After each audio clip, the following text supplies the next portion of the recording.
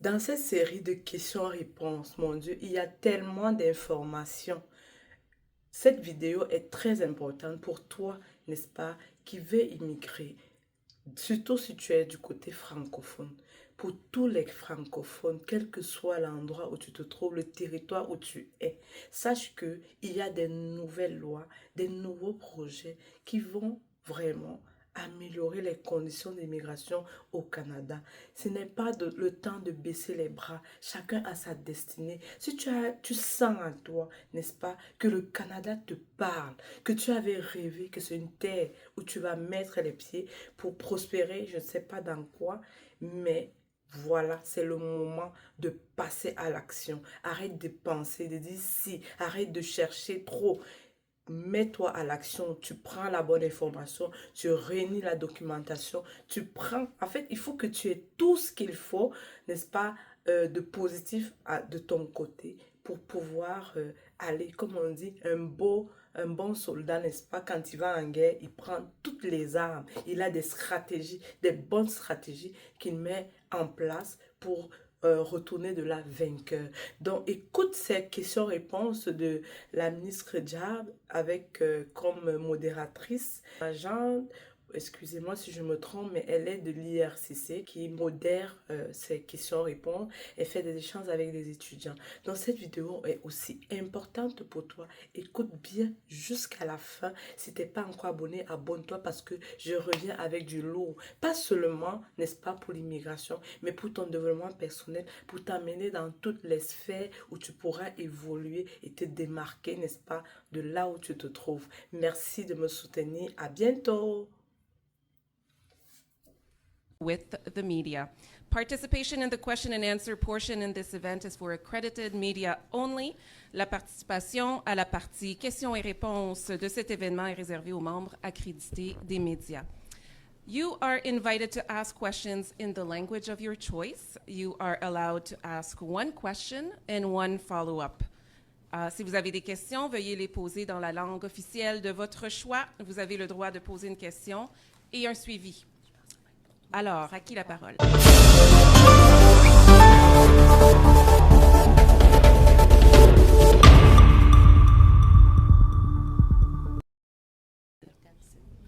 Oui, bonjour. Bonjour, ma question pour Mme la ministre. Pascal Vachon pour TFO. Vous annoncez des sommes aujourd'hui. Vous parlez d'augmenter l'immigration francophone. Trouvez dans une université qui a été durement frappée, puis je vois Mme Casimiro à la cité qui a fermé des programmes en raison de la baisse du nombre d'étudiants étrangers. Il y a 3 semaines dans le budget, ou il y a 4 semaines, vous avez annoncé encore une autre réduction du nombre d'étudiants étrangers. Pouvez-vous m'expliquer comment est-ce que le gouvernement peut dire en même temps on va augmenter l'immigration francophone, mais en même temps on baisse le nombre d'étudiants étrangers dans les établissements francophones? Alors, merci beaucoup pour ce question. Alors, on a lancé un plan d'immigration qui est durable, qui veut stabiliser le nombre d'immigrants partout le Canada, les nombres permanents et les nombres temporaires. Alors, quand on parle des nombres temporaires, ça inclut les étudiants étrangers. On a vu les dernières années que les cibles... alors, avant 2024, on n'avait pas de cibles pour des résidents temporaires, incluant les étudiants internationaux. Et on a vu les dernières années qu'on a des crises ici, dans nos provinces, toutes les provinces, de logement, de santé, etc., des infrastructures. Alors, les décisions qui sont prêtes en 2024, oui, on a réduit les nombres, les chiffres, mais c'était nécessaire. Alors maintenant, j'espère que avec les cibles qu'on a annoncées pour 2026, aussi avec la collaboration avec nos institutions, on va travailler ensemble pour faire meilleur pour, les étudiants étrangers qui viennent ici chez nous au Canada. 2, pour les institutions qui accueillent ces étudiantes et aussi tous les Canadiennes qui sont ici aussi. Alors, j'ai beaucoup d'espoir que ça marche. Aussi, on a, comme vous avez entendu maintenant, on a un plan d'immigration francophone pour attirer les personnes et on va travailler. C'est pour sa raison que nous sommes ici et nous faire des annonces comme ça. Mais aussi, on a un plan d'attirer de talent global. Et ça va enrichir toutes nos communautés. Et j'espère qu'avec... je vois beaucoup de personnes ici et beaucoup des organismes qui sont représentés. Moi, j'ai beaucoup d'espoir pour ce pays. Et merci pour vos questions. Ma question spécifiquement sur les étudiants francophones hors du Québec dans les établissements. Êtes-vous prêt à modifier de quelconque façon votre plafond des étudiants étrangers pour ces établissements-là spécifiquement? Êtes-vous prêt à les exempter? Est-ce que vous êtes prêt, oui ou non, à modifier votre plafond d'études pour ces étudiants étrangers francophones? Alors, on a déjà fait ça. On a un programme pilote qui se marche maintenant. Et j'ai déjà parlé avec le directeur de ça. C'est la première année. Et il y a beaucoup de discussions, beaucoup de collaboration. Et on espère que ça va marcher très bien pour le Canada et pour nos institutions. Mais on est toujours là pour collaborer et pour travailler et pour faire mieux, comme j'ai dit, pour les étudiants, les entreprises, les institutions et aussi les Canadiennes. On passe maintenant à la prochaine question. On a des journalistes qui se sont joints à nous en ligne. Alors, je passe la parole virtuellement et on reviendra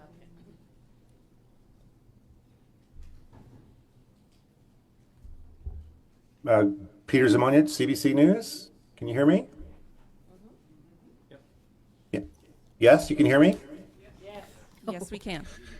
Today in the United States, the New York Times has obtained a diplomatic cable that was sent to Canada, EU, Australia, and New Zealand, asking their ambassadors to press the host governments to restrict immigration and to report back if those countries don't do it. And they want countries like Canada and the ones mentioned to emphasize have the emphasis placed on them that immigrants cause crime and migrant crime rates are an issue. I'm wondering if Canada has received this message from the United States, and if so, what your reaction is to it. And if you could answer in both English and French, that would be helpful.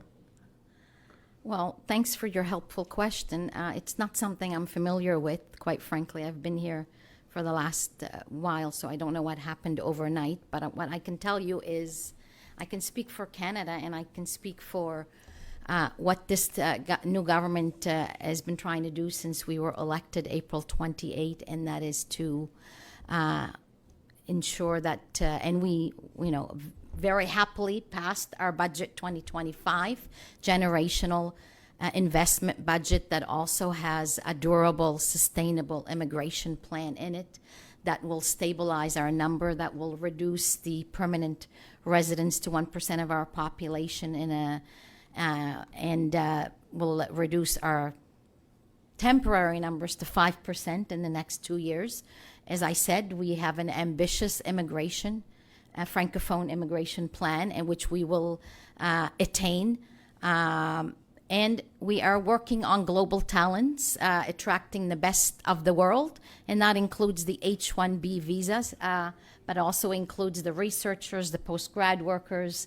And so, as the Prime Minister says, we will control what we can control, and we will do what we can do in Canada for the best of our citizens and our population, and to grow our economy and continue to be true to our principles as well. Thanks very much for your question. OK. Prochaine question ici dans la salle. Can I follow? I get a follow-up, yes? Yes, go ahead for your follow-up. Apologies. Can you tell me, based in light of this report, to what extent does Canada take advice from the United States when it comes to setting its immigration levels? I can tell you did extensive consultation for months as the minister to do the levels plan. My deputy minister, my directors, my various IRCC officials, extensive consultations with many stakeholders across the country, economists, but also really, quite frankly, the provinces and territories. They were my main partners because immigration in Canada is a joint provincial, territorial, federal jurisdiction. Those are the individuals that I consult with when we develop our levels plan. Thank you very much. Thank you. À vous la parole. Merci. Bonjour Madame la Ministre, Inès Lombardo de Franco-Presse. Moi, je vais poser une question sur l'allocation de vos ressources et comment elles sont distribuées. Je comprends que c'est une bonne nouvelle aujourd'hui, évidemment, mais il y a plusieurs établissements post-secondaires francophones au Canada qui ont subi des coupes ou alors juste des financements ponctuels qui ont été stoppés. Je voulais savoir, comme le Collège nordique par exemple, je voulais savoir comment vous distribuez vos ressources pour tous ces projets-là que vous annoncez aujourd'hui. Comment ils vont être distribués et comment vous communiquez avec les établissements post-secondaires, parce qu'ils sont aussi pas mal dans le flou avant les prochaines rentrées. Je ne sais pas si vous pouvez répondre, peut-être Monsieur Normand, vous pourriez compléter après. Oui, c'est pas un secret, c'est tout transparent. On a un fonds et il y a deux demandes qui sont faites au département. C'est comme ça pour tous les projets. Et je sais que avant qu'on était réélu en avril 2025, je pense que c'était le février ou mars, il y avait 12 projets qui ont financé et maintenant il y a 4 plus. Alors peut-être vous pouvez parler de vos finances, s'il vous plaît, oui. Merci de me donner l'occasion de répondre. Je vais ajouter que le projet que Mme la ministre a annoncé et qui est logé chez nous, c'est le résultat de longues consultations avec nos établissements, alors que nos communautés, les établissements, nos partenaires voient la population étudiante internationale comme un bassin à haut potentiel de transition vers la résidence permanente pour atteindre les cibles en matière d'immigration francophone. Nous cherchions collectivement des façons plus efficaces, plus manifestes et qui répondent aux besoins émergents de cette population-là pour les aider à faire cette transition-là. Donc, c'est pour ça que les gestes qu'on va pouvoir poser dans les 3 prochaines années, c'est de documenter ces bonnes pratiques-là, de trouver quels sont les écarts pour veiller à la réussite socio-économique de tous les étudiants et les étudiantes internationaux qui voudront faire la transition à la résidence permanente. Et ça s'inscrit dans plein d'autres gestes qui sont posés autant par nos établissements, par nous à la CEFC, qu'à IRCC, à travers un dialogue constructif autour des mesures qui ont été annoncées dans les dernières années. On en a parlé tantôt, ces mesures-là sont perfectibles, je l'espère, mais c'est à travers ce dialogue constructif qu'on continue de maintenir avec l'IRCC qu'on pourra arriver à des résultats concrets pour la population étudiante, nos établissements et nos communautés. Merci. Puis je vais retourner à vous, Madame la Ministre, s'il vous plaît. Le commissaire aux langues officielles a sorti un rapport cette semaine de mi-parcours, si on veut, qui fait le bilan du plan d'action pour les langues officielles. Et il a souligné les diverses bonnes actions et les points à améliorer. Puis en parlant d'IRCC, il a expliqué que les personnes, les étudiants étrangers francophones, mais globalement, les francophones, quand ils immigrent au Canada, ils ont une vision du bilinguisme qui n'est pas celle qui est vendue par IRCC. Alors, et c'est toujours le cas aujourd'hui, même après le plan d'action. Je voulais juste savoir si vous aviez discuté avec le commissaire à ce niveau-là. Alors, merci pour cette question. Le plan d'action qui était... Vous avez travaillé de ça, vous êtes le ministère du Trésor, mais beaucoup de personnes ont travaillé vous aussi, Guillaume, quand vous êtes à Nouveau-Brunswick, mais le plan d'action qui était lancé était le plus grand investissement du pays pour le... Jamais vu, exactement, pour l'immigration francophone. Alors, et on continue de travailler et on collabore, comme M. Normand a dit. Merci. Oui, absolument. Vous savez, il faut aussi remercier le commissaire pour le travail qu'il fait. Le commissaire a un rôle à jouer. Là, maintenant, avec la nouvelle mouture de la loi sur les langues officielles, le ou la prochaine commissaire va pouvoir avoir plus de pouvoir. Et je pense qu'on a besoin d'entendre ce qui se passe par le fait que le commissaire soulève des enjeux avec lesquels on doit travailler. La ministre a raison de dire qu'on a eu les plus grands investissements jamais vus au niveau de l'immigration francophone. Et je pense qu'on va continuer à regarder ce qui se passe pour qu'on puisse s'assurer d'avoir les bons programmes en place, les bons partenaires en place et aussi s'assurer que les gens sont équipés, comme on dit, pour pouvoir travailler dans les 2 langues officielles à travers le pays. C'est pas nécessairement quelque chose qui se fait parce qu'on met de l'argent dans quelque chose que soudainement tout va bien se passer, mais il faut le dire, il y a beaucoup d'avancement qui s'est fait, il y a encore beaucoup de travail à faire, mais la bonne nouvelle qu'on annonce aujourd'hui, c'est qu'on se met ensemble et on collabore pour y arriver, et c'est ce que je pense, même avec les provinces et territoires, les rencontres qu'il y a eu, il y a cet effort-là qui se fait aussi avec, je dirais, le travail qui se fait avec les provinces et les territoires. Donc, est-ce qu'il y a encore du travail à faire? Oui. Est-ce qu'on va continuer à travailler ensemble pour y arriver? Oui. Merci. Merci beaucoup. On passe à une question en ligne, s'il vous plaît.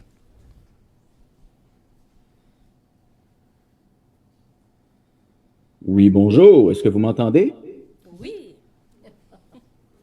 Bon, ben, moi, je vous entends pas. Un instant. Oui, on t'entend On vous très entend. bien. OK, super. Merci beaucoup. Bonjour, Madame Diab. Merci de prendre nos questions aujourd'hui. Comme vous savez, lors du référendum Vous êtes de qui? 1995, le Non, gouvernement Pardon, fédéral... pouvez-vous vous présenter, s'il vous plaît? Oui, c'est Raphaël Pirot du journal. Quoi? Journal Donc, c'est Journal de Montréal. Journal... Merci. Oui, voilà. Pardon. Donc c'est ça. Lors du référendum de 95, le gouvernement fédéral à l'époque, Jean Chrétien, avait demandé au ministre de l'époque d'accélérer l'attribution des citoyennetés avant le vote pour faire voter le plus de nouveaux citoyens possible à ce référendum-là.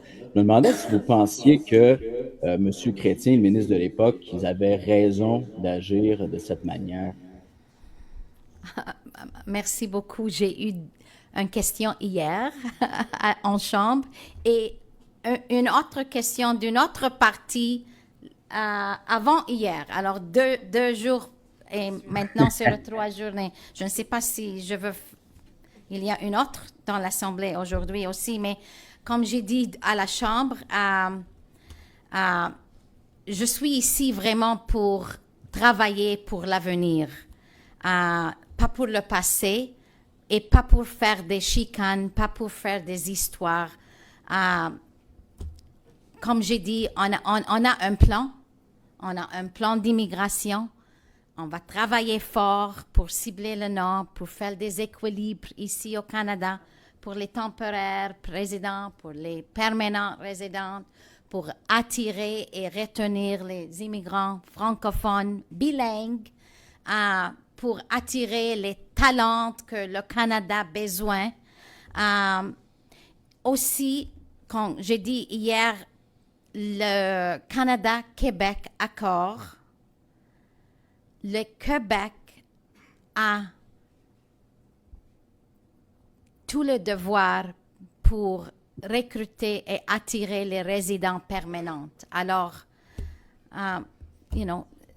c'est dans l'accord du Canada-Québec. C'est différent de toutes les autres provinces. Alors, merci pour vos questions. Un suivi? Merci. Oui.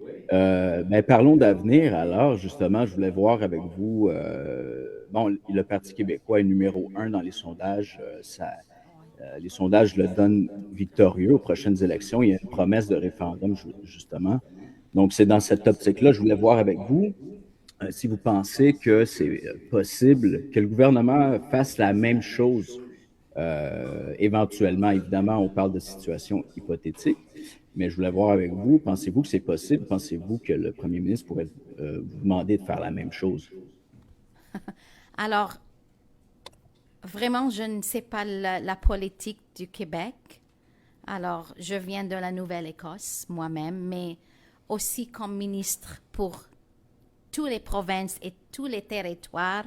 On a 10 provinces, 3 territoires dans un grand pays géographique, mais beaucoup de culture et de tout ça. Moi, je concentre, et comme j'ai dit, je travaille étroitement avec les provinces, avec les territoires, quand on fait des grandes décisions aussi.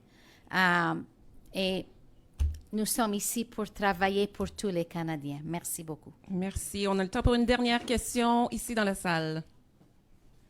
Oui. Bonjour Madame la Ministre, bonjour tout le monde. Je m'appelle Exaucé Lukebadio, je suis étudiante en master en affaires publiques et internationales. Ma question, je suis aussi étudiante internationale, francophone, disons. Une des raisons pour lesquelles nous continuons à travailler et à étudier en français, c'est parce qu'il y avait des bourses d'exonération francophones. Actuellement, plusieurs universités n'ont plus ces bourses, notamment Ottawa, qui, avec des étudiants nouvellement inscrits, n'ont pas accès à ces bourses.